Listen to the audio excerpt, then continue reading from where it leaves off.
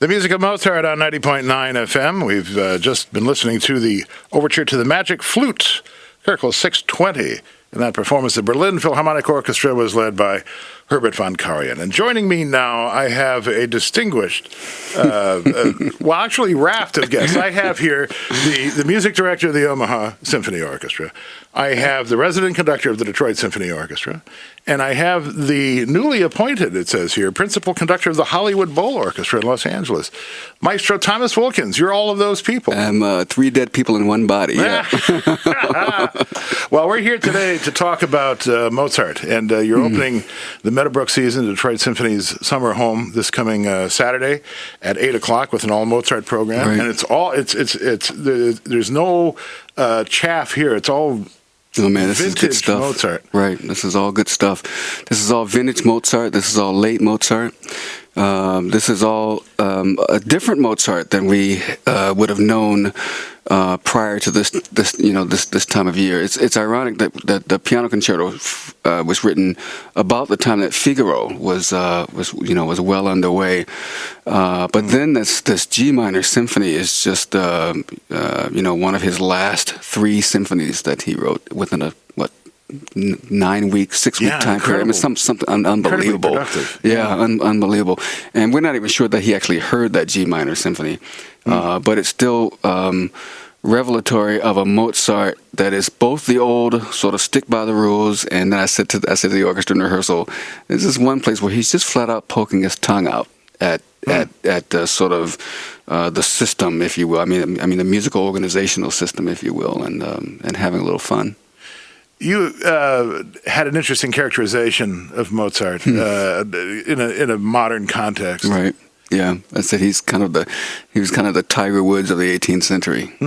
Stuff just came early to him and came naturally to him, which other people couldn't explain. And just worked at a level that was untouchable. Well, yeah, I mean, you think, for example, that Mozart, for example, had his music orchestrated in his brain, so that when he sat down to write, he wrote out the parts in the score. Who had what? He didn't have to sort of sit at the piano and then decide later, okay, this would be great if I put it in the flutes, and this would be nice.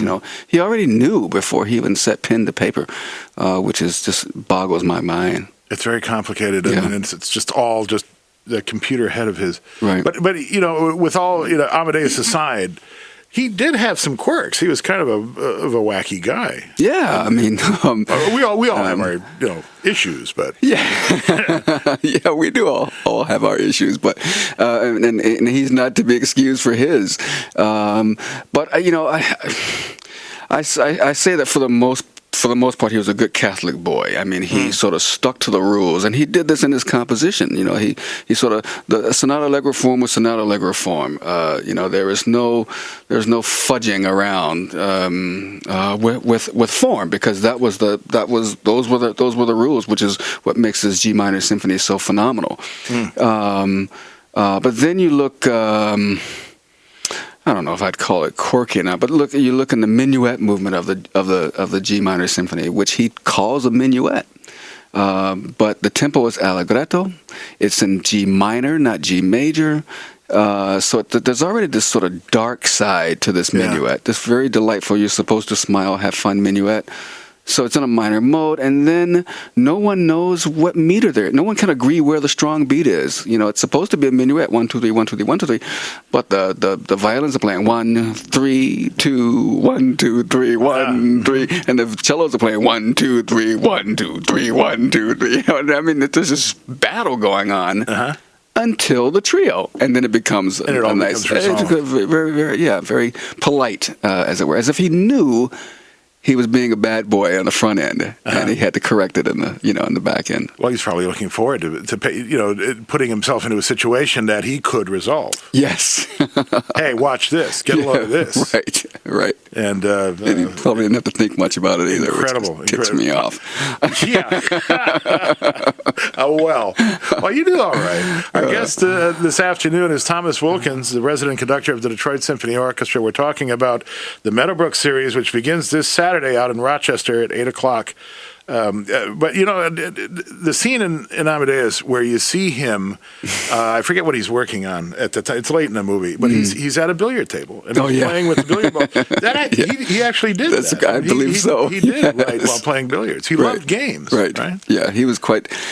I say that if he were alive today, he'd be listening to like Miles Davis and John Coltrane on the side, and he'd be at Greektown Casino half the time if he was he was composer in residence of the Detroit Symphony Orchestra. We'd never seen him. Casinos would be really bad for Mozart. I mean, money went right. Oh, goodness.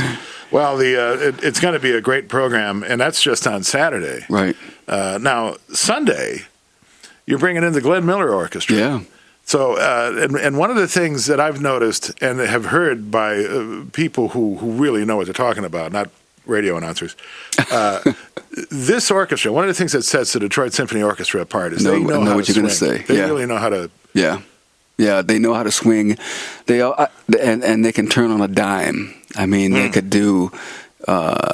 They could do Rachmaninoff at one moment and then take a 15-minute intermission and come back and do Duke Ellington and just kick your butt. Look, we're in Motown, for crying out loud. You got to know how to swing in this town.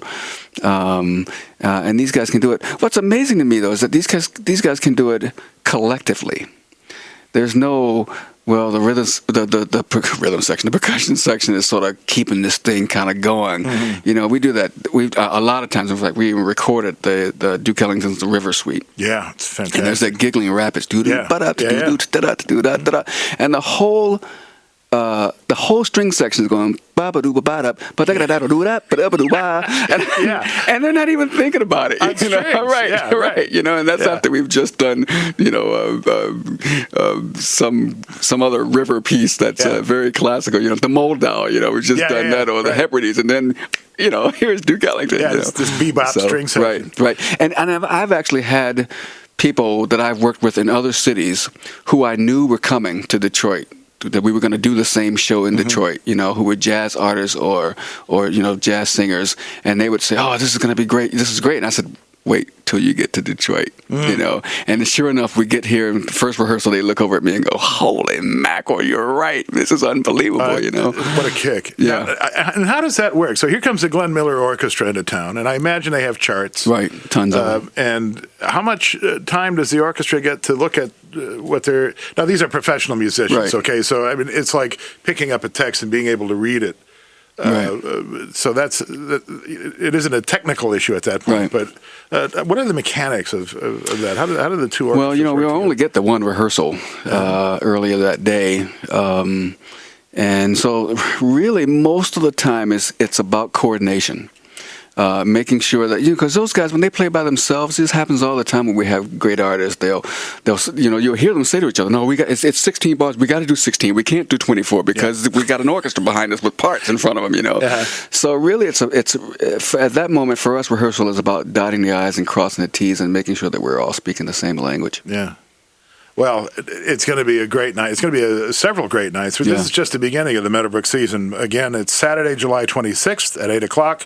All Mozart, the Overture to the Magic Flute, the Piano Concerto No. 23 with Helen Wang at the piano. Yes. She's pretty good, I hear. Yeah, I worked with her. I met her for the first time in Rhode Island. She did Beethoven with me. And I immediately invited her to Omaha to do this Mozart. And so I thought when this Mozart concert came up here, I thought, well, let's just have Helen come and do it here as well. She's terrific. Great. And then we'll wrap it up with the Symphony No. 40. Yeah. That's right. It's a bird, it's a plane, it's a Mozart, it's a bird, it's a plane. That's how we used to remember it in college. Anyway. Mozart's in his closet. Let him out. Yes. That's right. That's the other thing. Wonderful music. Okay, we both have just lost our credibility in this business. What the hell? And then on Sunday, the Glenn Miller Orchestra with the Detroit Symphony. Maestro Thomas Wilkins with us. Thank you so much for stopping by. It's always a pleasure to have you here. My pleasure. Thank you. More information at palacenet.com or any Ticketmaster outlet.